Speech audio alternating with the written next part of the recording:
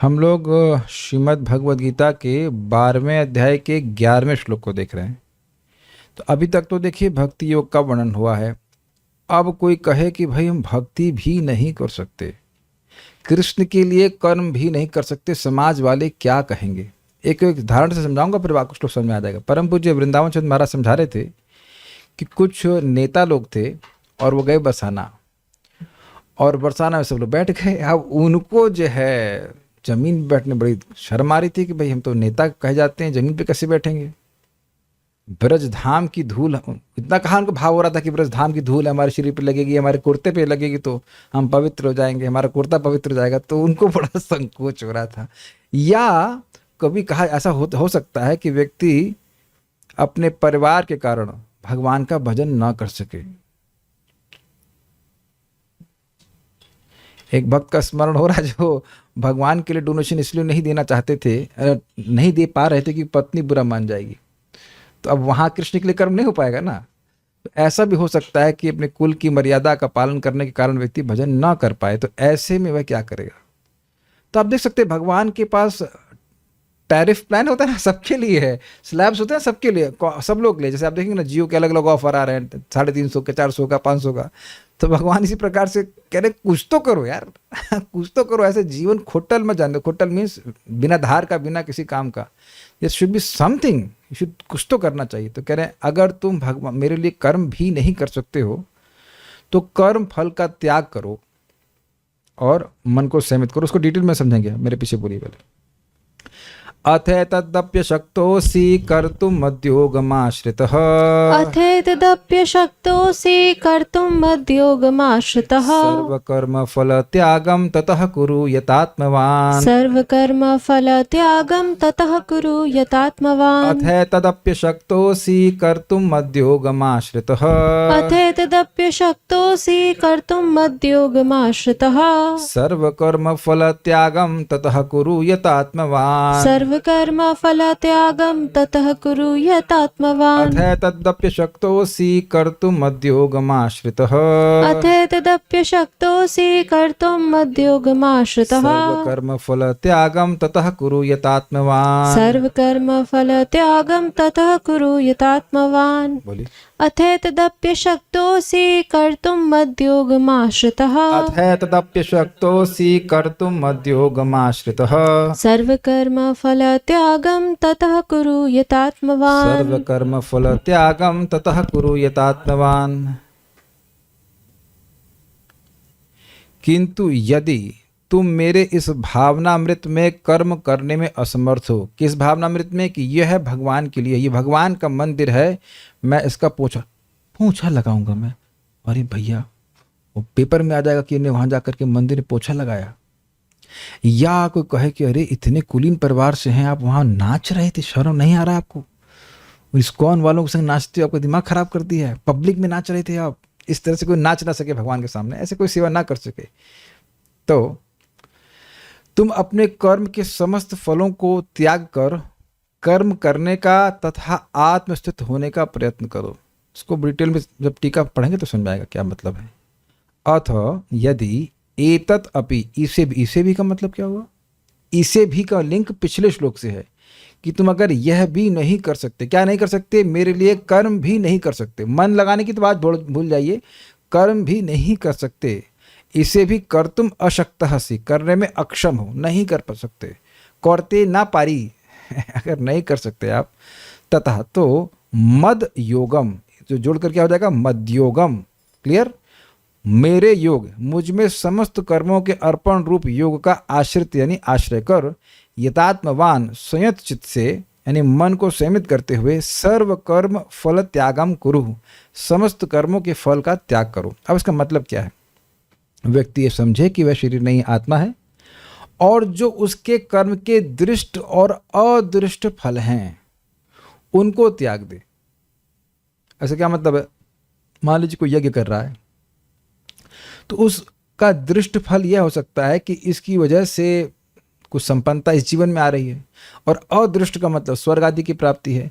तो दोनों ही फलों को भगवान को समर्पित कर दे कि मुझे यह नहीं चाहिए। कुछ समझ में आ रहा है? अग्निहोत्र आदि यज्ञ कर रहा है, कर्म कर रहा है, भगवान के लिए कर नहीं कर रहा है, वो जो भी उसके वर्णाश्रम के कर्म है वो कर रहा है। ये बेसिकली निष्काम कर्मियों को बोल रहे हैं भगवान कि कर रहा है कर्तव्य, लेकिन सामान्यतः कोई पूजा पाठ व्यक्ति करता है तो सोचता है कि इससे उसका कुछ भौतिक लाभ हो, है कि नहीं। लेकिन वहाँ ऐसा नहीं, ये समझते हुए कि भाई हम आत्मा हैं, हम ये देह नहीं हैं, और मन में ये जो लालच है कि ये यज्ञ का फल मुझे मिलना चाहिए, उस लालच के संबंध में मन को यत अर्थात संयमित करे। यत का मतलब होता है संयमित करना। यतात्मा हमने कहीं सुना, यतात्मा दृढ़ निश्चय, इन्हीं से में आया है। यत आत्मा मतलब जो अपने मन को संयमित करे। जैसे एग्जाम्पल संयमित के बारे में बोल रहा हूँ। मान लीजिए मन कर रहा है कि चाय पीना चाहिए, मान लीजिए किसी के मन में इच्छा आ गई भक्त के, तो मैं खाली संयम के अर्थ में बोल रहा हूँ, तो कि ना चाय नहीं पीनी चाहिए भक्तों को, इसलिए हम नहीं पिएंगे। तो कुछ मन की इच्छाएं एकदम व्यक्ति को दबा देता है। मान लो पिक्चर देखने की इच्छा आ ही गई, ना भक्त को नहीं, टाइम बर्बाद होगा। तो मन को ऐसे संयमित करना पड़ता है। तो केवल मैं मन के संयम को समझा रहा हूँ। तो अब यहाँ मन का संयम क्या है कि भाई जो कर्म है इसका फल मैं भोगूंगा, ये जो यज्ञ किया है इससे मैं स्वर्ग की प्राप्ति करूंगा या कुछ भौतिक लाभ प्राप्त करूंगा। तो मन की ऐसी सहज प्रवृत्ति होती है, लेकिन इसको संयमित करना नहीं, ये मैं केवल आत्मशुद्धि के लिए कर रहा हूँ, इस फल को भगवान को समर्पित कर रहा हूँ, ये बात है। बेसिकली इसमें वर्णाश्रम के कर्मों को भगवान को समर्पित किया जाता है। ये निष्काम कर्मयोग है जो भगवान पे कह रहे हैं। इसीलिए पिछले तात्पर्य में हमने पढ़ा था, चौथा तरीका है निष्काम कर्मयोग का, जिससे भगवान की प्राप्ति नहीं होती है, लेकिन व्यक्ति कम से कम आत्मज्ञान को प्राप्त जरूर करता है। अथ एतद अपि अशक्तोसी, अगर तुम यह भी नहीं कर सकते, अतो शक्ति कर तुम नहीं कर सकते, मद योगम आश्रितः, इसलिए मेरे योग यानी निष्काम कर्म योग की आश्रय ग्रहण करो। उसमें क्या करना है? सर्व कर्म फल त्यागम, उसमें सभी कर्मों के फलों को त्यागना है, अर्थात उसमें भोग बुद्धि का निर्माण नहीं करना है। ततः कुरु यतात्मन, और उसके बाद यतात्मवान अर्थात मन को संयमित करो। मन में जो फ्रूटिव मेंटालिटी है कि भाई जब तक मुझे लाभ नहीं मिलेगा तब तक मैं कार्य करूं ही क्यों। भाई यहाँ पे आप देखो ना, किसी वेल्डर को बुलाते हैं, कारपेंटर को बुलाते हैं, तो उसका भी तो अपना एक लाभ है कि उसे कुछ पैसे मिलेंगे। क्या वो प्रेम करता है? कुछ निस्वार्थ भाव से तो कार्य नहीं कर रहा है वो। तो यहाँ पे बात ये आ रही कि जो भी फल, जो भी यज्ञ कर रहा है, कर्म कर रहा है वर्णाश्रम के, उससे पुण्य अर्जित होता है, लेकिन उस पुण्य को वह आत्म साक्षात्कार के निमित्त समर्पित करता है कि भाई मैं ये पुण्य को भोगूंगा नहीं, मुझे स्वर्ग नहीं चाहिए। तो अब क्या मिलेगा? जब आपको स्वर्ग नहीं आप स्वीकार कर रहे हैं, आप जगत के भोग नहीं स्वीकार कर रहे हैं, तब धर्म तो किए हैं, तो फिर क्या होगा? उससे आत्म की शुद्धि होती है। ये हम लोग पहली बार नहीं पढ़ रहे हैं, हम लोग निष्काम कर्मयोग में खूब अच्छे से पढ़ चुके हैं, तो उसी बात को भगवान पे रिवाइज कर रहे हैं। मतलब अगर कोई भक्ति नहीं कर पा रहा है तो ऐसे कर ले। गीता भूषण टीका, यदि लोक मुख्यत्व मतलब आप कहीं ग्राम के प्रधान हैं, प्राइम मिनिस्टर हैं, या और भी कोई बड़े बड़े पद पे हो सकते हैं, महाकुलीनत्व बहुत बड़े कुल में जन्म लिए हैं, आदि के प्रतिबंध से बाधित होकर तुम या अन्य कोई मेरे मंदिर के विमार्जन आदि मेरी प्रीति के लिए किए जाने वाले सुकर कर्म करने में भी असमर्थ हो, तो भी मेरे योग के द्वारा मेरी शरण लेते हुए सभी अनुष्ठित किए जाने वाले कर्मों के फलों का वह त्याग करे और यतात्मवान अर्थात विजित मना हो जाए। देखिए, हो सकता है कि जैसे मैंने एग्जाम्पल दिया कि कोई व्यक्ति ऐसे परिवार से हो जहां परिवार के अन्य लोग यह खराब माने कि आप भक्ति कर रहे हो, वैसे शायद ये ज़्यादातर होता है, लेकिन अगर आप कोई पूजा पाठ कर रहे हैं तो उसमें उन्हें कोई दिक्कत नहीं है। कुछ अब क्लियर हो रहा है? तो कह रहे कि उस पूजा पाठ को जो तुम्हारे परिवार में अनुमोदित है, उसको तुम संयत चित्त से करो कि इस पूजा पाठ का जो भौतिक लाभ है वह मैं स्वीकार नहीं करूंगा। ये है। और तो ये सब हमें करना वरना नहीं है, आप लोगों को तो अलाउ किया जा रहा है। अच्छा, क्या प्रमाण है आपको भक्ति करना अलाउ किया जा रहा है? क्योंकि आप गीता क्लास में बैठे हैं, क्योंकि आप जप कर रहे हैं और प्रसाद खा रहे हैं। अब भक्त पूछ रहे कौन सा पूजा पाठ है? तो वही पूजा पाठ जिसके बारे में आप नहीं जानते हो, ना जानने की जरूरत है। समझ में आया आपको? समझ में आ गया? अरे आप गीता क्लास में बैठे हैं तो आपको वो पाठ नहीं पढ़ना है वो पूजा पाठ नहीं करना है आपको। कर्म कांड आदि हमने भी आज तक, मैं जिंदगी में कभी कर्मकांड नहीं किया, मुझे तो याद ही नहीं आ रहा है। मैं तो हाँ किया था वो लड्डू चढ़ाए गए थे हनुमान जी को, तो उसमें मेरा हनुमान जी से कोई प्रीति नहीं थी। मेरा हनुमान जी अब बहुत अच्छे लगते हैं, शुद्ध भक्त हैं, लेकिन उस वक्त तो कुछ पता नहीं था, तो हम इसीलिए जाते थे क्योंकि लड्डू मिलेंगे उसके बाद बेसन वाले, काइंड ऑफ अच्छे लगते थे, अच्छे लगते हैं।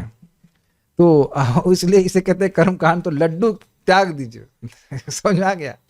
जो कर्मकांड करते हैं, आपने तो काफ़ी सारे लोगों को करवाया था ना कर्मकांड, तो आप जानते हैं कि उनका एक विशेष प्रयोजन होता है, बच्चा हो जाए, नौकरी लग जाए, करते हैं ना, वो धागा बांधते हैं, तो वो सब कर्मकांड में आ जाएगा। वो सब मत करो, मत करो नहीं करो। मान लो भक्ति नहीं कर पा रहे तो करो, लेकिन अब फल की इच्छा से रहित होकर करो, ये बात है।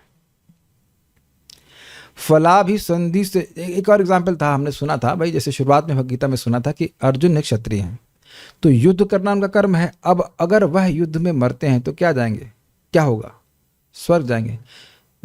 हतो वा प्राप्स्यसि स्वर्गम जित्वा वा मोक्ष से महिम। ये बिल्कुल एकदम स्पष्ट समझ आ रहा है। आप अर्जुन के क्षत्रिय धर्म पे विचार कीजिए, अगर वह जीत जाते तो क्या लाभ होता, जीत जाते तो पूरी पृथ्वी मिलती, इसे कहते हैं दृष्ट, और मर जाते तो स्वर्ग मिलता, इसे कहेंगे अदृष्ट। क्योंकि कोई व्यक्ति मर गया तो आप केवल लिख सकते हो कि वह स्वर्गवासी है, स्वर्गवासी है, दिखता नहीं कि वो स्वर्गवासी है। आपका फ्लैट का जरा एड्रेस बताना, वो स्वर्ग में हाउस नंबर 3 सेक्टर नंबर 4, यह तो नहीं कह सकते ना। पूछो कि आपने पिता क्या कि लिख दिया स्वर्गवासी, जरा एड्रेस बताओ स्वर्ग में कहाँ रहते हैं, तो वो हो गया अदृष्ट। इसी श्लोक से क्लियर हो रहा है, हतो वा प्राप्स्यसि स्वर्गम जित्वा वा मोक्ष से महिम। भगवान ने यह भी बोल दिया था गीता में, वहां पे दूसरे अध्याय में, ये भी कह सकते हैं he played this card also. उनको युद्ध कराने के लिए ये कर्मकांड का भी प्रलोभन दे दिया था कि तुम अगर भौतिक लाभ के बारे में विचार करो, तुम्हारा फायदा ही फायदा है।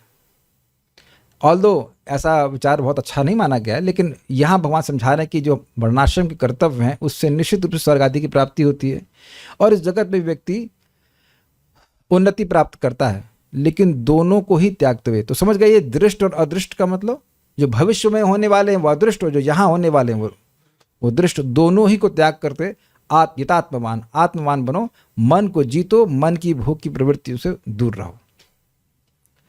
फलाभिसंधि मतलब फल की इच्छा से शून्य होकर अग्निहोत्र व दर्श पौर्णमासी आदि यज्ञों को मेरी आराधना स्वरूप करे, और इस प्रकार कर्मों के संपादन के द्वारा उसके हृदय में आत्मज्ञान उदित होगा, जैसे कीचड़ से कमल उगता है। अब ये एक इंटरेस्टिंग बात है, कीचड़ कहाँ से आ गया तो कीचड़ है यही कर्मकांड, बिल्कुल परफेक्ट। भाई ये अविद्या के द्वारा ही व्यक्ति मान रहा है कि वो क्षत्रिय है, ब्राह्मण है, ये है वो है, तो उसके कर्तव्यों को कीचड़ ही कहा गया है। जो कर्म फंसाने वाले हैं, कीचड़ होता है ना, दलदल में आप जितना करेंगे उतना और फंस जाएंगे, लेकिन वही कर्म जब फलाभिसंधि से रहित होकर करता है तो आत्मज्ञान रूपी कमल उससे उदित होता है। क्या ये दृष्टांत सबको समझ में आया? अगर उसी कर्म को व्यक्ति भोग की इच्छा से करता है कि मैं ये भोगूंगा, मैं स्वर्ग भोगूंगा, तो उस जगत रूपी दलदल में और फंस जाएगा, उसका ये जो आत्मज्ञान है वो और ढक जाएगा। लेकिन वही कर्म अगर वह निष्काम भावना से करे कि मुझे इससे आत्म साक्षात्कार प्राप्त हो जाए, निष्काम मतलब आत्म साक्षात्कार प्राप्त हो जाए इसलिए इस कर्तव्य को कर रहा हूं, तो उसके हृदय में यद्यपि ये कर्म कीचड़ वाले हैं, मतलब फंसाने वाले हैं दलदल की तरह, इसी कीचड़ से कमल रूपी आत्मज्ञान प्रकाशित होता है। ये सिद्धांत इस प्रकार से समझना चाहिए। नोट, ऐसा प्रतीत होता है कि यद्यपि वह भगवान से अनभिज्ञ होता है, फिर भी वह व्यक्ति धीरे धीरे भगवान को जानने लगता है, यदि वह इस प्रक्रिया को ठीक से संपादित करता है। अंततोगत्वा वह निष्काम कर्म योग करता है जो भगवान को अर्पित होते हैं। ये एक सनिष्ठ भक्त का साधना पथ है। ये समझ पाए आप? सनिष्ठ भक्त वर्णाश्रम के नियमों का पालन करता है और जो उसके फल आने वाले वो भगवान को समर्पित करता है। हमें नहीं चाहिए, हमें नहीं चाहिए। जैसे देखिए, भक्ति करके भी आप स्वर्ग की प्राप्ति कर सकते हैं, तो क्या आप स्वर्ग जाने के लिए भक्ति कर रहे हैं? तो यानी कि साधना के काल में भी आप स्वर्ग की इच्छा को त्याग कर भजन कर रहे हैं। इसे कहते हैं विवेक। अच्छा, मोक्ष चाहते हैं, ब्रह्म ज्योति में लीन होना चाहते हैं? नहीं। यद्यपि अभी हम लोग अपने को अनुभव नहीं कर रहे हैं कि हम आत्मा हैं, लेकिन शास्त्र के विवेक के द्वारा हम उस ब्रह्मज्योति के लिए या स्वर्ग आदि के लिए नाम जप नहीं कर रहे हैं, यद्यपि नाम जप ऐसा प्राप्ति करा सकता है। क्लियर? तो उसी तरह से समझना चाहिए कि निष्काम कर्मयोग में व्यक्ति वर्णाश्रम के नियमों को करता है लेकिन आत्मज्ञान की प्राप्ति के लिए। क्लियर? ठीक है।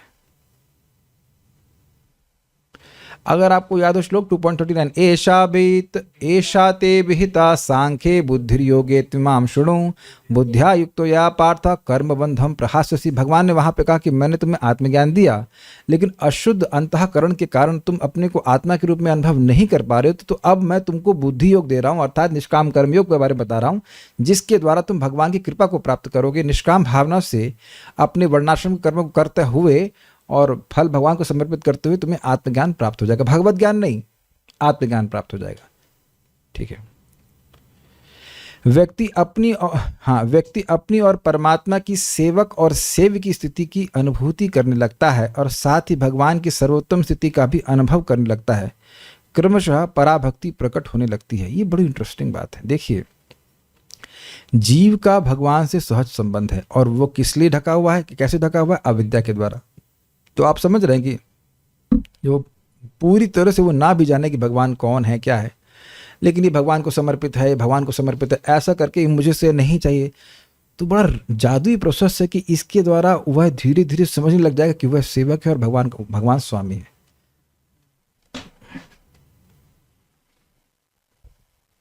जैसे अभी एग्जाम्पल जो समझ में आ रहा है कि आप बिजली का बिल भरते हो, लेकिन अब किसके पास जा रहा है ये बिजली का बिल? किसके पास? सरकार आप बोल सकते हैं, लेकिन एग्जैक्टली हु, कौन से व्यक्ति के पास जा रहा है, तो बड़ा मुश्किल है समझना। एक इम्पर्सनली सरकार को दिया जा रहा है। तो उसी तरह व्यक्ति ना भी जाने कि कृष्ण भगवान है, लेकिन आप देखते हैं परमात्मा शब्द, परमात्मा, परमेश्वर, परम पिता इत्यादि ये शब्द लोग सुनते हैं, तो वर्णाश्रम के कर्मों कर रहे हैं और इसका फल परमात्मा को समर्पित हो जाए। कुछ समझा पाया? इस जगत में लोग दया के कार्य करते हैं, दान करते हैं, तो बहुत बार लोग नाम चाहते हैं, वो बोलते भी हमें नाम चाहिए, तो यह निष्काम नहीं हुआ। लेकिन कहे नहीं, वो ना जान रहे कृष्ण भगवान है, लेकिन जान रहे कि परमात्मा है, भगवान है, वह हमसे संतुष्ट हो जाए। कुछ सिंक कर रहा है? क्योंकि अगर ये बात हो कि कृष्ण के लिए कर रहे हैं तो कृष्ण कर्म हो जाएगा। जैसे मान लीजिए कोई व्यक्ति मंदिर, भगवान कृष्ण के मंदिर के निर्माण के लिए सहायता कर रहा है, तो क्लियर है कि भगवान है और ये भगवान के लिए हो रहा है। लेकिन यहाँ जो समझाया जा रहा है वो बात ये है कि उन्हें क्लियर नहीं कि भगवान कृष्ण है, लेकिन परमात्मा के लिए ऐसे शब्द, काइंड ऑफ न्यूट्रल शब्द, हाँ, गॉड के लिए, भगवान प्रसन्न हो जाए, ऐसे करके वो समर्पित करते हैं। तो धीरे धीरे उनका आत्मज्ञान प्रकाशित होता है। देखिए, अब आज शाम के श्लोक से भी समझ में आएगा, भगवान अंदर बैठे हैं, वो देख रहे हैं कि इसकी चेतना क्या है, वो कैसे कार्य कर रहा है। अब जो व्यक्ति इस प्रकार से कार्य कर रहा है, तो धीरे धीरे भगवान उसको कहीं ना कहीं जाकर के भक्तों की संगति भी प्रदान करेंगे। भगवान भी तो चाहते हैं कि हमारी प्रगति हो। तो अगर वो ऐसे सोच रहा है कि परमात्मा को समर्पित कर रहा हूँ, ईश्वर को दे रहा हूँ, ऐसा कर रहा हूँ, मुझे से कुछ नहीं चाहिए, मुझे स्वर्ग नहीं चाहिए, तो धीरे धीरे उसका आत्मज्ञान प्रकाशित हो रहा है। ये बात कही जा रही है। भगवान बाद में कहेंगे कि यतः प्रवृत्ति भूतानां येन सर्वमिदं ततं स्वकर्मणा तमभ्यर्च सिद्धिं विन्दन्ति मानव। अपने नियत कर्मों का संपादन करते हुए एक मनुष्य भगवान की उपासना कर सकता है, जो सभी जीवों के स्रोत हैं और सर्वव्यापी हैं, और इस प्रकार पूर्णता को प्राप्त हो सकता है। देखिए, ये इतना आसान नहीं जितना कि हम समझ रहे हैं कि भाई हम जो कर्म कर रहे हैं उससे प्रसन्न कौन होना चाहिए। पहले इस बात को थोड़ा समझ लीजिए। अगर हम भक्ति में नहीं होते तो कर्म तो वही कर रहे होते जो आज कर रहे हैं। या वेल, नॉट एग्जैक्टली। मैं होता उस समय एनटीपीसी में कहीं कोयला खा रहा होता, व्हाटएवर, कहीं किसी कंपनी में काम कर रहा होता, व्हाटएवर, समथिंग। तो यह नहीं मालूम होता ना कि मैं इस कर्म से भगवान को प्रसन्न कर रहा हूं, या भगवान को प्रसन्न भी करना चाहिए कि नहीं, ये अवेयरनेस भी नहीं रहती। तो ये उस दृष्टि से देखा जाए तो अवेयरनेस बड़ी अच्छी है ना, कि मैं इस कर्म को कर रहा हूं और जो कोई भी भगवान हो उसको समर्पित हो। मतलब भगवान है लेकिन उनको समर्पित हो। This is very great progress अगर आप विचार कीजिए तो। नहीं तो बद्ध जीव केवल तभी कार्य करता है जब उसकी इंद्रिय तृप्ति के लिए हो, नहीं तो कुछ नहीं करता। तो ये कह रहे हैं कि अपने कर्मों के द्वारा व्यक्ति जिनसे जगत आया है उनको समर्पित करता हुआ चले तो उससे सिद्धि प्राप्त करता है। तो ये लैंग्वेज भी इसी प्रकार से रखी है, यतः प्रवृत्ति भूतानाम, जिससे सभी जीवों की प्रवृत्ति होती है। ये न सर्वमिदं ततम, जो सब जगह व्याप्त हैं, स्वकर्मणा आत्म अभ्यर्चा, अपने कर्मों के द्वारा उनकी आराधना करके सिद्धिम विन्दन्ति मानव, मानव सिद्धि की प्राप्ति करता है। या कृष्ण का नाम नहीं रख रहे हैं कृष्ण ही, अहम सर्वस्व प्रभवो मत्तः सर्वम प्रवर्तते। लेकिन इतना कहाँ समझ रहा है हर व्यक्ति। तो कुछ निष्काम भावना से काम कर रहे हैं तो धीरे धीरे उनको बोध होता है। जैसे देखिए मैंने एग्जाम्पल दिया था कि सोक्रेटस नाम के व्यक्ति थे, तो उनको यह अनुभव था कि वह देह नहीं है, तो कुछ साधना किए होंगे इसलिए अनुभव है। यद्यपि यह नहीं पता है कि जीवेर स्वरूप हो Krishna Nityadas. I hope this is clear. Bhagavad Gita के 18.46 मद भक्तिम लभते पराम, फिर वह मेरी परा भक्ति को प्राप्त होता है। भगवद गीता 18.54, यानी निष्काम कर्म करते करते करते करते वह शुद्ध हो जाएगा। एक जन्म में नहीं हो रहा है, कई जन्मों में शुद्ध होगा तो भगवान की व्यवस्था से धीरे धीरे वो उसको ये भी समझ में आएगा कि भाई भगवान कृष्ण भगवान है। ब्रह्मभूतः प्रसन्नात्मा न शोचति न कांक्षति समः सर्वेषु भूतेषु मद भक्ति लभते पराम। लेकिन ध्यान दीजिएगा कि निष्काम कर्म योग से भक्ति नहीं मिल जाएगी। भगवान व्यवस्था करेंगे कि उसे भक्तों की संगत मिले और आगे जाके भक्ति मिलेगी। निष्काम कर्म योग भक्ति नहीं दे सकता है, क्लियर समझ लीजिएगा। कुछ पूछ रहे हैं, मतलब यहाँ वे नहीं जान रहा है कि परम ईश्वर भगवान कृष्ण हैं। वो बस बिल्कुल सही पकड़ा आपने, वो इतना जान रहा है कि परम ईश्वर भगवान हैं, कृष्ण को भूल गया। भूल गया नहीं कि मतलब कृष्ण को बारे में पता नहीं है, या कोई डिवाइन पावर या हाईएस्ट एनर्जी बोलकर भी काम कर रहा है तब भी भगवान कृष्ण के लिए वे कर्म हुआ। देखिए डिवाइन पावर की बात नहीं हो रही है। देखिए अगर आप शब्द कहें, यहाँ पे शब्द देखिए पिछले श्लोक को, यतः प्रवृत्ति भूतानाम, एक व्यक्ति को सूचित कर रहा है। यतः प्रवृत्ति भूतानाम, केवल शक्ति की बात नहीं हो रही है। ये ना सर्वमेदम, तो तुम थोड़ा इम्पर्सनल सा है कि भाई है, लेकिन मतलब इम्पर्सनल से इन द सेंस कि ये नहीं समझ रहा है कौन, लेकिन कोई तो है। क्या आपने भारत में लोगों से बोलते हुए नहीं देखा, भाई कोई तो है जो कर रहा है, कोई तो है जो कर रहा है। या प्रकृति कर रही है, प्रकृति कर रही है, तो प्रकृति तुम्हारी नानी है लेकिन लोग समझ ही पाते हैं कौन, लेकिन कोई तो भाई तारे चल, चंद्रमा आ रहा है, ससुर कोई तो है जो कर रहा है।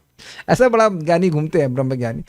तो अब पॉइंट क्या है कि अपने कर्मों को भोग भावना से रहित होकर के निष्काम भावना से करें, ये बात है।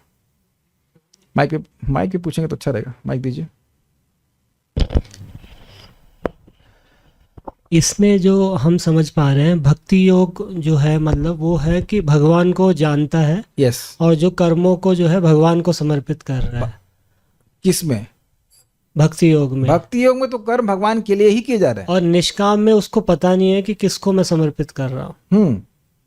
मतलब क्लियरली नहीं पता कि भगवान कृष्ण है, लेकिन धीरे धीरे उनको ज्ञान होने लग जाएगा। मतलब वो आत्मज्ञान कर रहे हैं, आत्मज्ञान का अनुशीलन कर रहे हैं, तो आत्मज्ञान प्रकट होगा, फिर धीरे धीरे वो परमात्मा की तरफ बढ़ेंगे। आपको पता ही ना, पहले निष्काम कर्म योग, फिर ज्ञान योग, फिर परमात्मा के बाद भक्ति योग करेंगे, तो फिर उनको समझ में आएगा। लेकिन उनको भगवान के ऐश्वर्यशाली रूप का दर्शन होगा, तो ये शुद्ध भक्ति नहीं की है।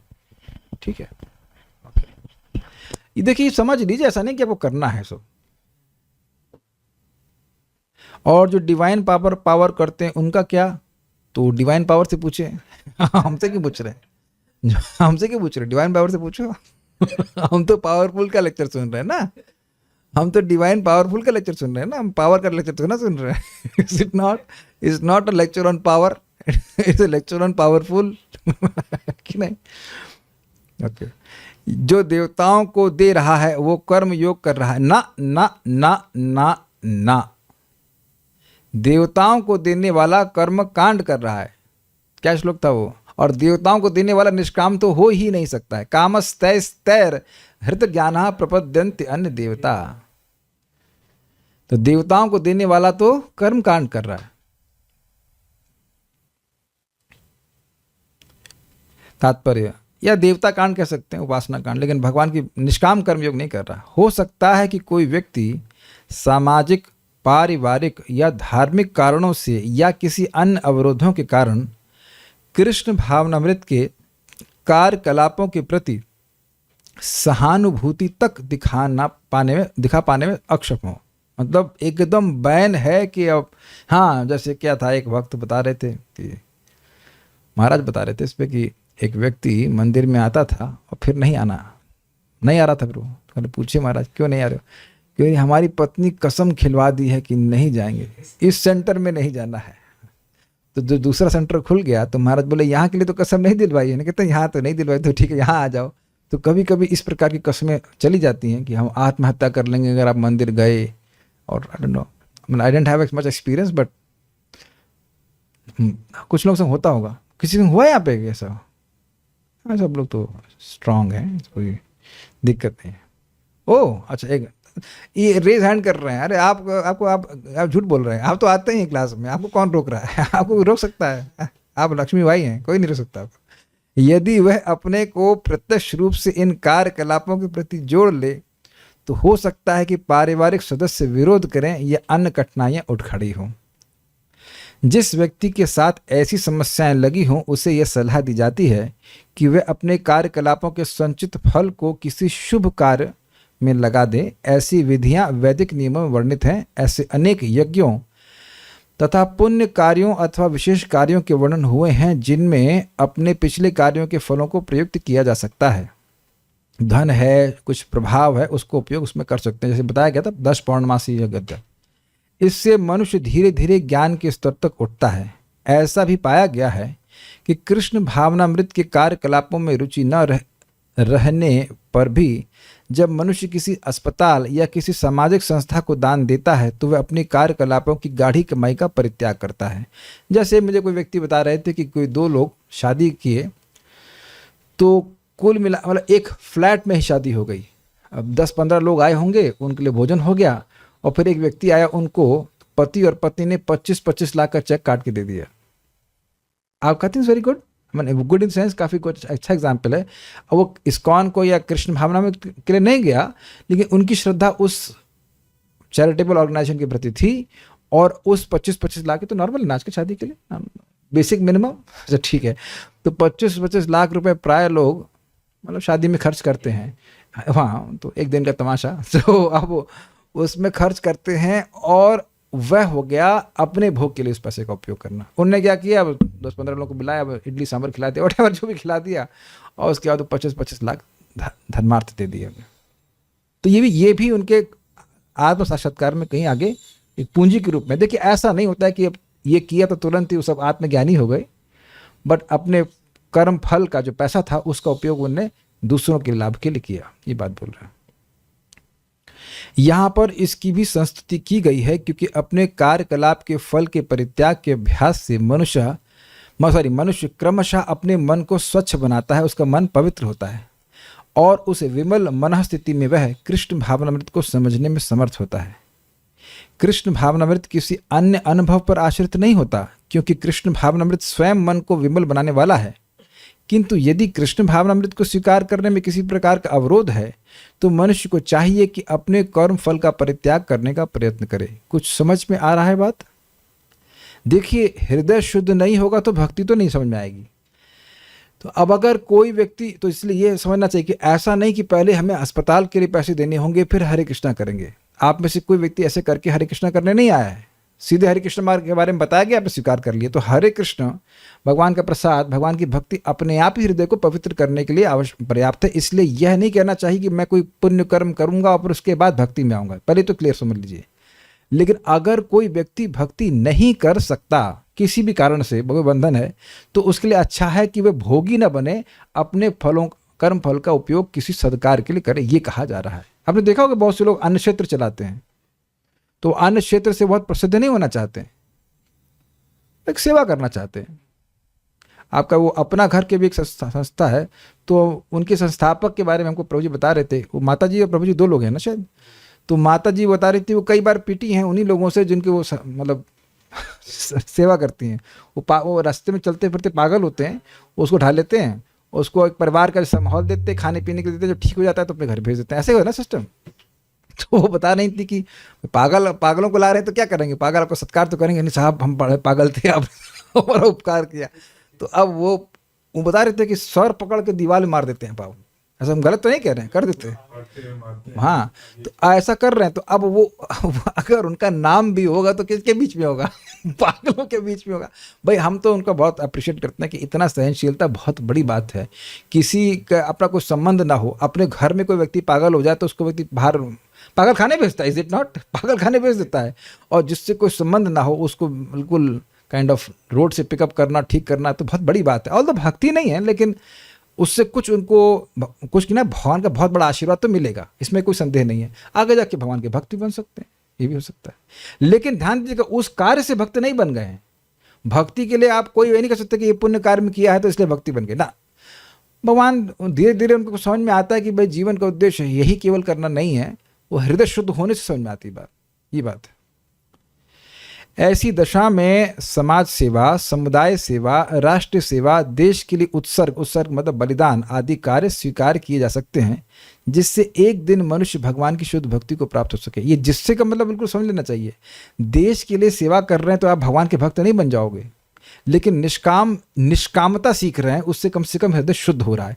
अब ऐसी अवस्था में भगवान की कृपा से अगर भक्तों की संगत हो गई तब वह भक्ति स्वीकार कर लेगा, क्योंकि उसके अंदर ये सेल्फलेसनेस की भावना है, कुछ हृदय का शुद्धिकरण हुआ है। देखिए, जब हृदय बहुत अपवित्र होता है ना, तो भक्ति में अभिनिवेश नहीं होता है। एक बड़ी सुंदर बात है, पता नहीं आप लोग कैच करेंगे कि नहीं, शायद कैच कर लें इस बात को। भक्ति में वही स्थिर हो सकता है जिसकी भोगों में हे बुद्धि हो गई हो। जरूरी नहीं कि भोगों में हे बुद्धि हो तो आप भोग तुरंत छोड़ दो। बड़ी डीप बात है भाई, अगर आप समझ सके तो।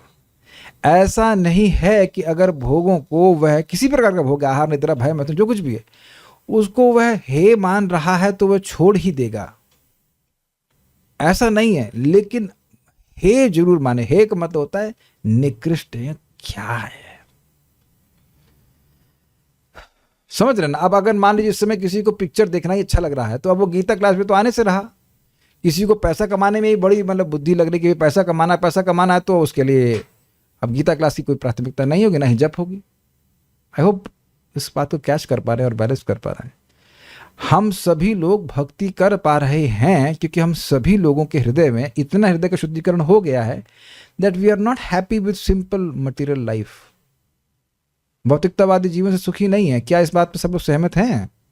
ऐसा तो नहीं कि आप लोग खा नहीं रहे हो, पी नहीं रहे हो, सो नहीं रहे हो, लेकिन ऐसा नहीं कि वो इसी से संतुष्ट हैं। जो लोग इसी में संतुष्ट हैं फिर वह भगवान की भक्ति में नहीं आते ना। आप प्रयास करो, नहीं आएंगे वो।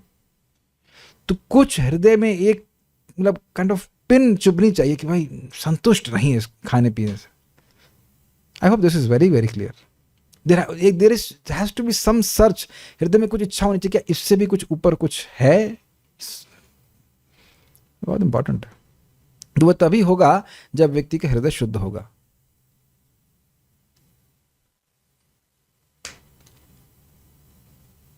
एक भक्त, मैं सुबह उनको बोला कि आपने जॉब चेंज किया लेकिन यह ध्यान नहीं दिया कि शाम को कथा सुनने को मिले।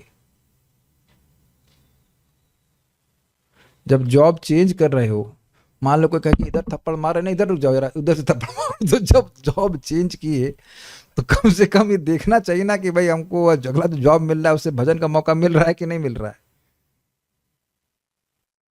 जैसे भाई हम घर चेंज किए तो पहले वाले घर में तो काइंड ऑफ ऐसा हुआ था जैसे हम लोग हेलीकॉप्टर से ऊपर से गिर जाए, वहीं पहुंच गए तो और कोई स्कोप नहीं था। लेकिन जब दूसरा घर चेंज कर रहे हैं, यहाँ आए तो देख लिए ना कि हमारे लिए अनुकूल है कि नहीं, है कि नहीं। यहाँ भी वही स्थिति जो पिछले वाले घर की है तो कोई बुद्धिमानी नहीं कर जाती। और ऑप्शन भी है, ऐसा भी नहीं कि बिल्कुल टेंट में रहने के लायक, ऐसा भी तो नहीं है। ऑप्शन है तो आदमी, समझ रहे ना मेरी बात। तो चलो जिस जॉब में थे तुमको रगड़ रहा था, बहुत भक्ति नहीं कर पा रहे थे, लेकिन अब दूसरा जॉब तो सोचते हुए करना चाहिए था कि कम से कम एक कथा तो हम सुन सकें। क्योंकि अगर कथा सुनेगा तो उसकी भजन के प्रति बहुत भावना बन जाएगी। भाई नाम जब बहुत महत्वपूर्ण है तो वो करने लग जाएगा। इस कथा का बहुत महत्व होता है। तो मैं ये सब बात क्यों कह रहा हूं? हृदय जब शुद्ध होता है तो पहला चीज वो है, वो जो देखेगी क्या होगा? हे बुद्धि, भाई इसमें इन सब चीजों में दम नहीं है। भाई देखो, आपको भी सोना पड़ता है, मुझे भी सोना पड़ता है, लेकिन इच्छा आती नहीं कि अगर हम सहज रूप से कम सो पाते, जबरदस्ती नहीं, सहज रूप से कम सो पाते तो अधिक जप करते, भक्ति कर पाते। मैं आप में से किसी को ये नहीं कह रहा हूं कि आप कल से 4 घंटा सोना शुरू कर दीजिए, फिर पागल हो जाएंगे, ऐसा नहीं कह रहा हूं। सहज रूप से कम होता है। सहज रूप से अगर एक ही बार खाना खा के चला लेते तो अच्छा होता। मैंने यह भी नहीं कहा कि एक बार खाओ फिर बीमार पड़ जाओ, मैं नहीं बोल रहा हूं, सहज रूप से अगर ऐसा कम हो जाता है ना। तो ये सब चीजें हैं। तो ये मैं खाली बोल रहा हूं कि ये हृदय शुद्ध होता है तो जुकाम होता है। लेकिन मतलब झुकाव इन द सेंस कि वो व्यक्ति सोचता है कि क्या इससे भी परे कुछ है, भोगों से परे कुछ है, ये बात है। भगवद गीता में ही कहा गया, यतः प्रवृत्ति भूतानाम, यदि कोई परम कारण के लिए उत्सर्ग करना चाहे तो भले ही, देखिए, तो भले ही वह यह ना जाने कि परम कारण कृष्ण है, फिर भी वह क्रमशः यज्ञ विधि से समझ जाएगा कि परम कारण कृष्ण ही हैं। देखिए, हम जानते हैं हमारे एक रिश्तेदार हैं, उनके पिताजी मतलब होम्योपैथी के बहुत अच्छे डॉक्टर थे। तो उनका एक पर्सनल क्लिनिक भी था और एक क्लिनिक था जिसमें वह निस्वार्थ देते थे। और इतनी अच्छा गुण था उनका कि भले ही अपने क्लिनिक को बंद कर दें किसी दिन, लेकिन जो निस्वार्थ चलाते थे उसको एक भी दिन बंद नहीं करते थे। It's very interesting.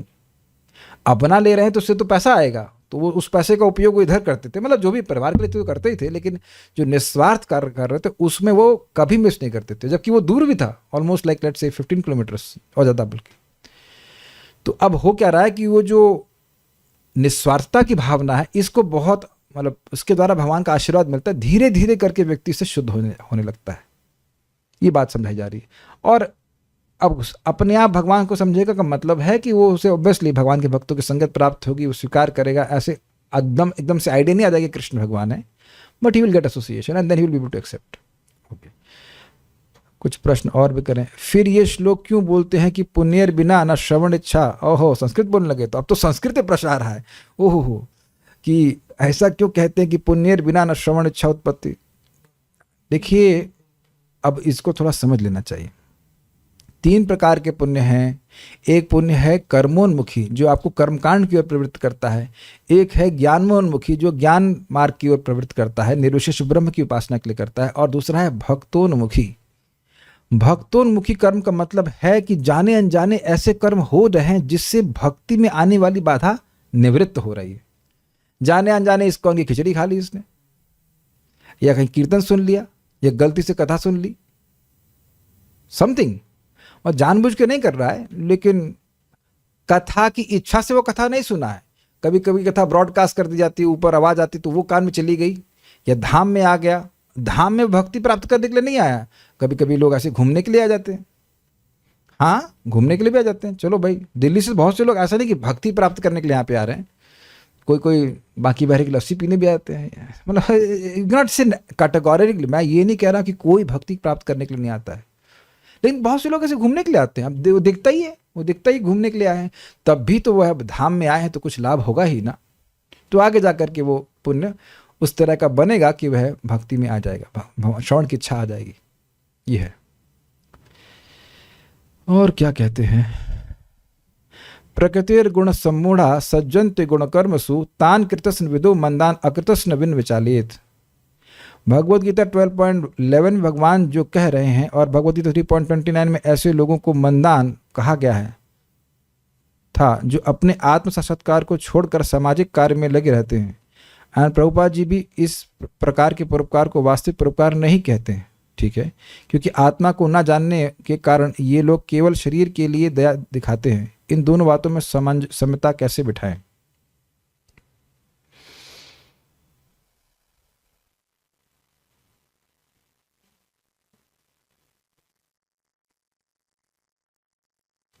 देखिए, बात समझने की है कि जब कोई व्यक्ति परोपकार के लिए कार्य कर रहा है और उसके बदले में वो स्वर्ग आदि नहीं चाह रहा है, तो उसके पीछे बहुत बड़ी अंडरस्टैंडिंग है। यहाँ पे केवल परोपकार के बारे में नहीं बोल रहे हैं। आप प्रभुपाद के तात्पर्य को जरा ध्यान सुनिए। प्रभुपाद जी ने यहाँ पे क्या कहा है, देखिए,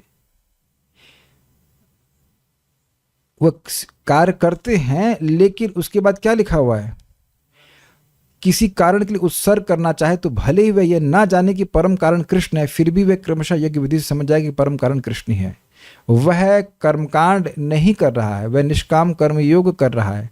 यहाँ शब्द था संस्कृत में मद योगमाश्रितः, मद योगमाश्रितः। श्लोक को बहुत ध्यान से सुनना होगा। यहाँ पे ये केवल ऐसे अरल बरल करते हुए कुछ आपको तुक्केबाजी में वो नहीं हो रहा है। हम इस कार्य को कर रहे हैं ताकि ईश्वर हमसे प्रसन्न हो। इतना कंसेप्ट इनको क्लियर है।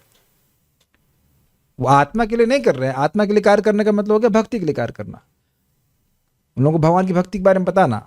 लेकिन यहाँ पे ये लोग जो हैं, ये कुछ कंसेप्शन है कि ईश्वर हमसे प्रसन्न हो।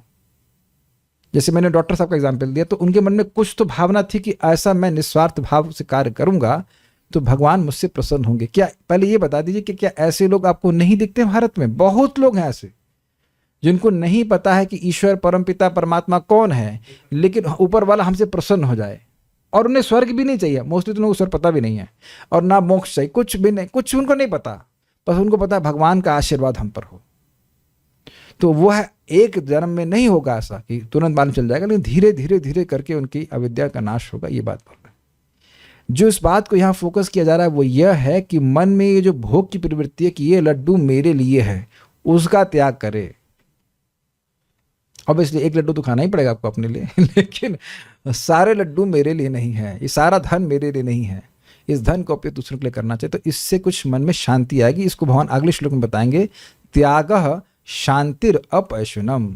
त्याग करने से मन में शांति आती है। और इसलिए बहुत सारे लोग आप देखेंगे पहले बहुत धन कमाते हैं और फिर बाद में धन को किसी परोपकार के लगाते हैं। तो ये अच्छा बोला जा रहा है। ये नहीं है कि अब आपको तुरंत उससे आत्म साक्षात्कार हो जाएगा, लेकिन क्रमशः प्रगति होगी।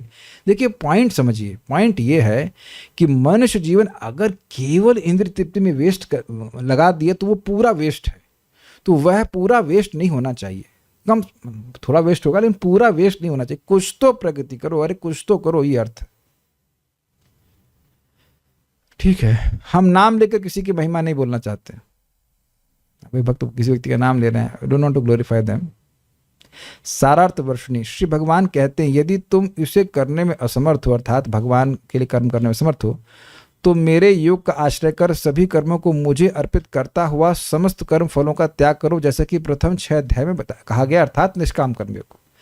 प्रथम 6 अध्यायों में भगवत अर्पित निष्काम कर्मयोग को ही मोक्ष प्राप्ति का उपाय बताया गया है। द्वितीय 6 अध्याय में भक्ति योग को ही भगवत प्राप्ति का उपाय बताया गया है। निष्काम कर्म योग से मोक्ष मिलता है, अविद्या की निवृत्ति होती है, लेकिन भगवत प्राप्ति नहीं होती है। यह भक्ति योग 2 प्रकार का है, भगवत निष्ठ अंतःकरण का व्यापार और बहिष्करण का व्यापार। भगवत निष्ठ अंतःकरण का व्यापार मतलब मन और बुद्धि का भगवान में निवेश, मय्येव मन आधस्व मयि बुद्धिम निवेशय। और बहिष्करण का व्यापार मतलब बाह्यकरण, हाथ कान इत्यादि, इन सब का नियोजन करना। अब वहाँ थोड़ा क्लियर नहीं होता, मैं यहाँ पे क्लियर करता हूँ। अभी किसी भक्त ने बोला कि उनके कोई संबंधी कथा में आए। अब मान लीजिए वो पहले दिन कथा में आए तो उन्हें क्या अनुभव होगा? आवाज हो रही है कुछ, समझ आया कि नहीं आया? तो क्या उनका चित्त पूरी तरह शुद्ध है? क्या उनको मेरी सारी बात समझ में आ जाएगी? लोग बोलते हैं ऐसे, हाँ हाँ हाँ, और पूछ लो कि क्या समझ में आएगा, तो कुछ नहीं समझ में आया। यह भी नहीं समझ में आता कि क्या समझ में नहीं आया है, ये होता है। तो अब आप देख सकते हैं कि उनसे कहो कि अपने मन को लगाओ और बुद्धि को लगाओ, तो बुद्धि तो प्रवेश ही नहीं कर रही है कि बोला क्या जा रहा है, कुछ समझ ही नहीं आ रहा है। इतना जरूर समझ में आ रहा है कि कुछ बोला जा रहा है। जब मैं सृष्टि तत्व का वर्णन करता हूं तो कभी होता है ऐसा कि ऐसा लग रहा है कि कुछ बोल रहे हैं, आवाज आ रहा है, माइक से बहुत जोर से आवाज आ रही है, लेकिन बुद्धि उसे प्रवेश नहीं कर रही होती है।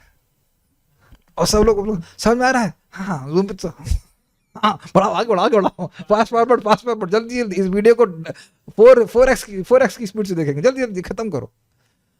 और जब वो समझ में आने लगता है तब उसमें बुद्धि और मन का निवेश करता है। मैं अपना भी अनुभव बता रहा हूँ। चैतन्य चरितामृत में आज मैं सोच ही रहा था कि चैतन्य चरितामृत पढ़ाऊंगा क्या, कुछ जो चैप्टर तो कुछ समझ में नहीं आते हैं कि क्या बोला जा रहा है। लैंग्वेज तो हिंदी जैसी लगती है, अंग्रेजी जैसी लगती है, कुछ बुद्धि का प्रवेश ही नहीं होता कि क्या बोला गया उसमें। तो आपने सुन लिया लेकिन वो समझ में बिल्कुल नहीं आया। तो बात यह है कि एक में अंतःकरण का व्यापार है, मन और बुद्धि प्रवेश कर रहा है, आपको समझ में आ रहा है, आप उस पर विचार कर रहे हैं, और दूसरी तरफ श्रवण कीर्तन चल रहा है। आई होप दिस वेरी क्लियर। बहिष्करण मतलब जो बाह्य के इंद्रियां हैं उससे भक्ति हो रही है, भले समझ में नहीं आ रहा कि क्या चीज हो रही। तो 2 प्रकार की भक्ति का वर्णन किया गया था कि नहीं?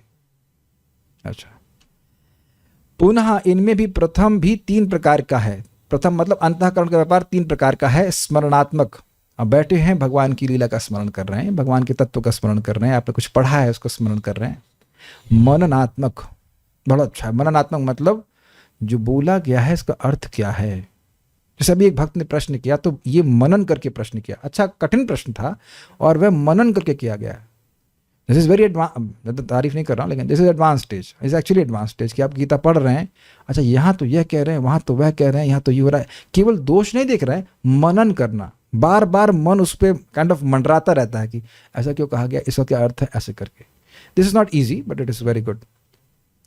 एवं अच्छा ये तो हो गया आपका मन लगा हुआ उसमें, और ना कर पाए तो एवं ना कर पाए तो निरंतर स्मरण में असमर्थ होने पर उसके अनुरागी लोगों का अभ्यास रूप भक्ति योग।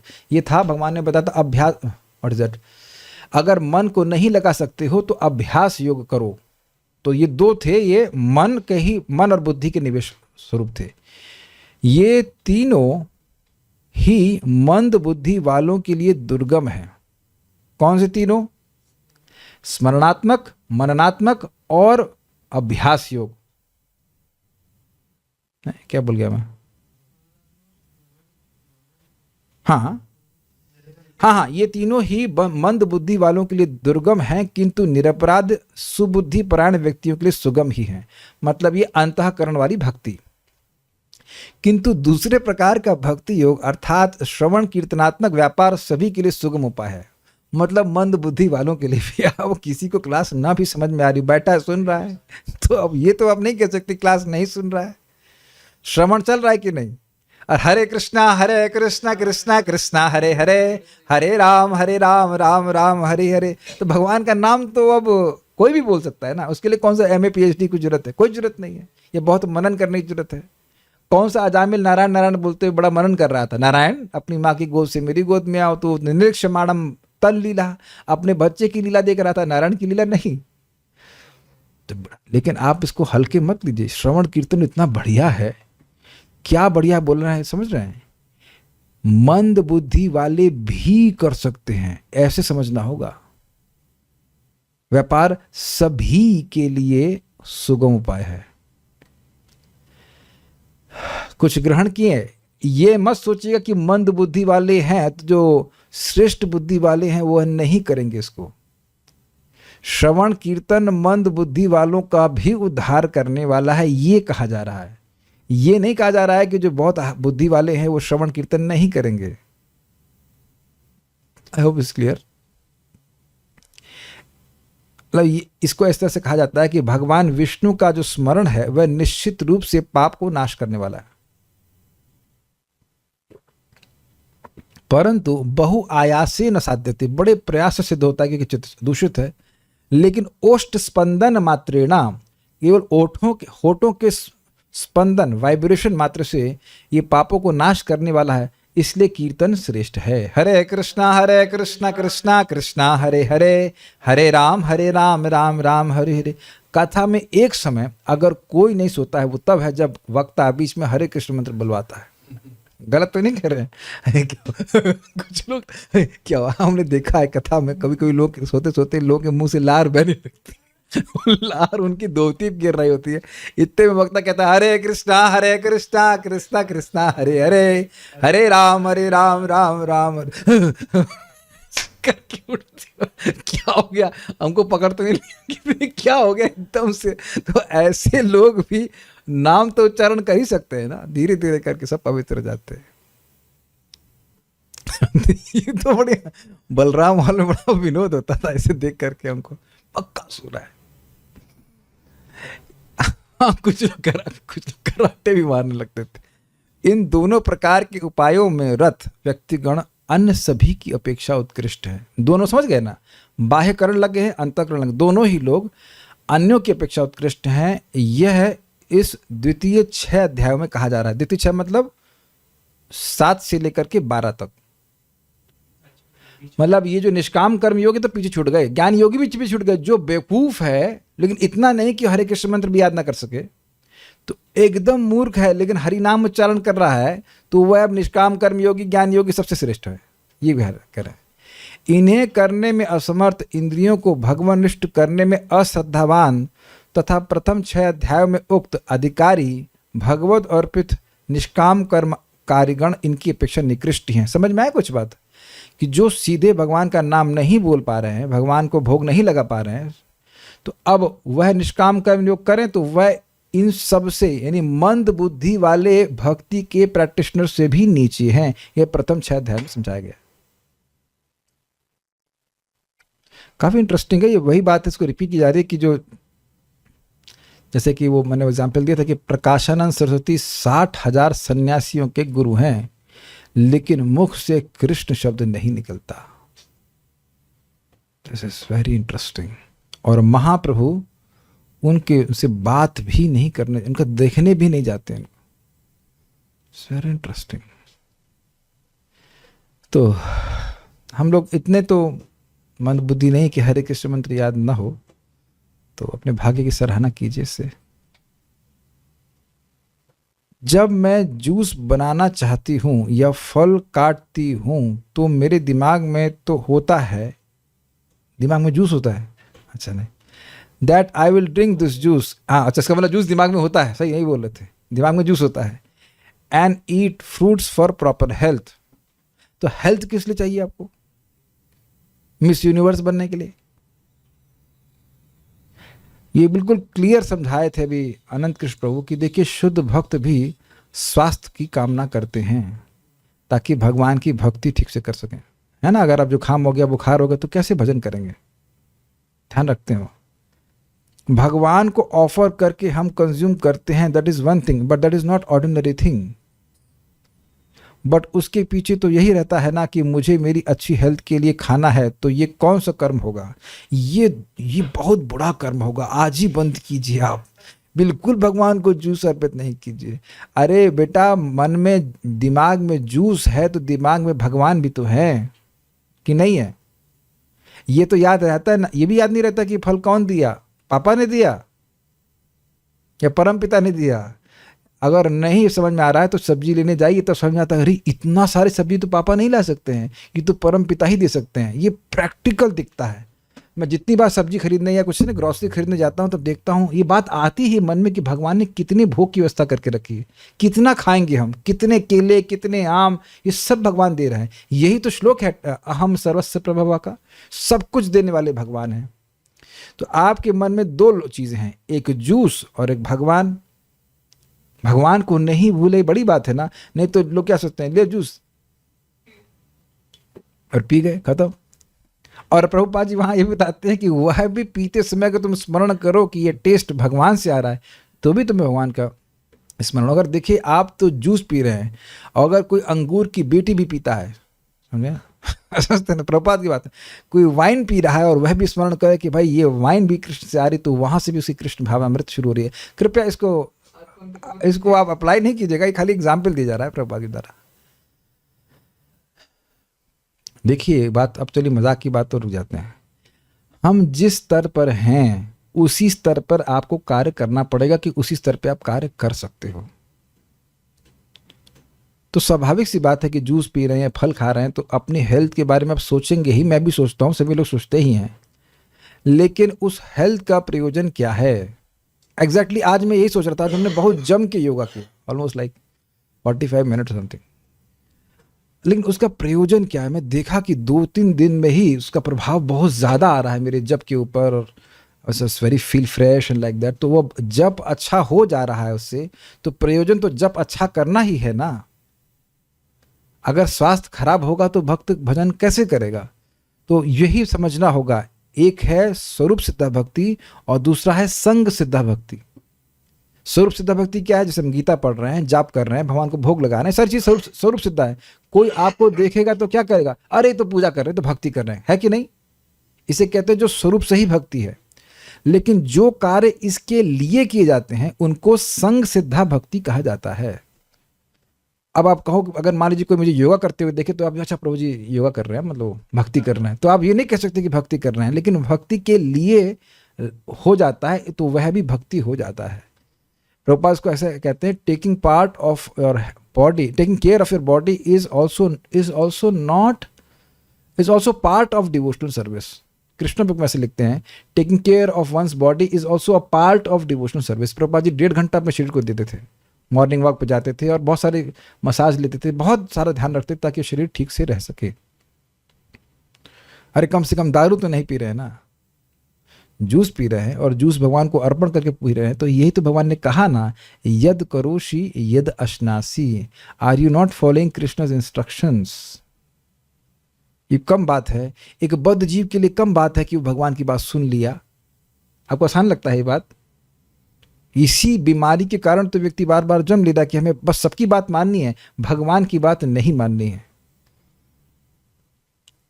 होपफुली अब मेरा सीरियस उत्तर आपको समझ आ गया होगा कि आपने जूस ऑफर किया, जूस है जो कुछ भी है, अरे जूस तो दूर की बात है। अगर आपको लग रहा है कि पिज़्ज़ा खाना है, पिज़्ज़ा तो हेल्थ के लिए अच्छा नहीं है, लेकिन पिज़्ज़ा भी भगवान को अर्पण करके खा रहे हैं तो भी वह पवित्र ही होंगे, या डोसा या वटेवर, जिनको यही तो भगवान कह रहे हैं कि तुम जो खाते हो वो तुमको दो। ऑब्वियसली प्याज लहसुन नहीं होना चाहिए उसमें। I hope this may answer your question. Hare Krishna प्रभु जी। प्रभु जी, आज का जो श्लोक है इसका मतलब करंट कॉन्टेक्स्ट में, तो ये प्रश्न ये था कि क्या कौन सा कर्म होगा, तो ये भक्ति ही कहा जाएगा। जब आप भगवान को अर्पण करके ग्रहण कर रहे हैं तो भक्ति ही कहा जाता है। हाँ, अब बोलिए। हाँ प्रभु जी, ये करंट कॉन्टेक्स्ट में कॉन्टेम्पोररी सोसाइटी में देखा जाता है या बहुत मतलब सिर्फ उस समय के लिए भगवान जी ये बोल रहे हैं? देखिए, प्रभुपाद जी ने उदाहरण दिया है वो तो कंटेम्प्रेरी सोसाइटी का ही है ना, कि लोग समाज की सेवा कर रहे हैं, देश की सेवा कर रहे हैं, तो ये भावना लोगों की रहती है। ऐसा नहीं कि सभी लोग सब सकाम भावना से ही करते हैं। वी शुड अप्रिशिएट दैट कि अगर कोई निष्काम भावना से कर रहा है, अब वो भक्ति के बराबर नहीं है लेकिन वो प्रगति पे है, कम से कम कुछ मोड ऑफ गुडनेस है। बस चीज़ें मैं मेरे भोग के लिए नहीं, मेरे को चाहिए, मेरे खाओगे तुम 2 रोटी और इकट्ठा किया जा रहा है कि नहीं, तो कुछ तो वो उसके हृदय में कुछ एक्सपेंशन हुआ है कि वो दूसरों को देना चाहता है, तो उसको भी अप्रिशिएट किया जाना चाहिए। एक बात हमको समझना चाहिए कि भगवान अप्रिशिएट कर रहे हैं, डू यू एग्री? तो हम कौन होते हैं निंदा करने वाले? और भगवान क्यों अप्रिशिएट कर रहे हैं? क्योंकि व्यक्ति कम से कम चेतना की कुछ प्रगति तो कर रहा है, चेतना की अवनति तो नहीं हो रही है ना, कुछ तो प्रगति कर रहा है, like that. Okay, will stop now. Shrimad Bhagavad Gita की जय, श्रील प्रभुपाद की जय, निताई गौर प्रेमानंदे।